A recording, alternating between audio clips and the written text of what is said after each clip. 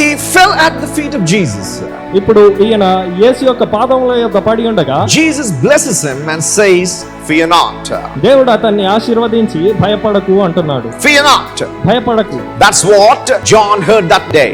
ఆనాడు యోహాను విన్న పదం ఇదే. And tonight ఈ రాత్రి you're hearing the same word. అదే పదాన్ని మీరు వింటున్నారు. If you could fall prostrate before your God, మీ దేవుని ఎదుట మీరు సాష్టాంగపడితే he says, fear not. ఆయన అంటాడు భయపడకు. Fear not of the circumstances. మీ పరిస్థితులను బట్టి భయపడకు. Fear not of the issues that you're going through. మీ వెళ్ళే సమస్యలను బట్టి భయపడకు. That is more beyond this word fear not is. ఈ భయపడకు అనేది ఈ పదానికి మించినది. It's not just fearing from just the circumstances that you happen to face day to day.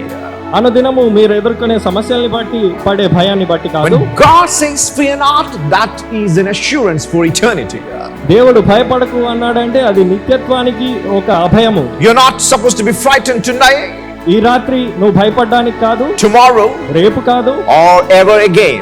మరలా ఇంకెప్పుడు భయపడకుండా. Because that's the word of God. ఎందుకంటే అది దేవుని వాక్యమైనది. When a worshipper falls prostrate at his feet, ఎప్పుడైతే ఆరాధికుడు ఆయన పాదముల యొద్ద సాష్టాంగ పడతాడో God blesses him and says, fear not.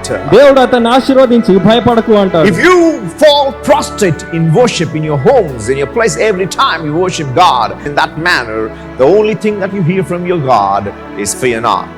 మీరు ఎప్పుడైనా దేవుణ్ణి ఆరాధించేప్పుడు అది మీ ఇల్లు కావచ్చు లేదా ఏ ప్రదేశమైనా కావచ్చు, ఎప్పుడైనా మీ దేవుని ఎదుట సాష్టాంగపడి ఆరాధిస్తే ఆయన మొట్టమొదట చెప్పే పదము భయపడకు.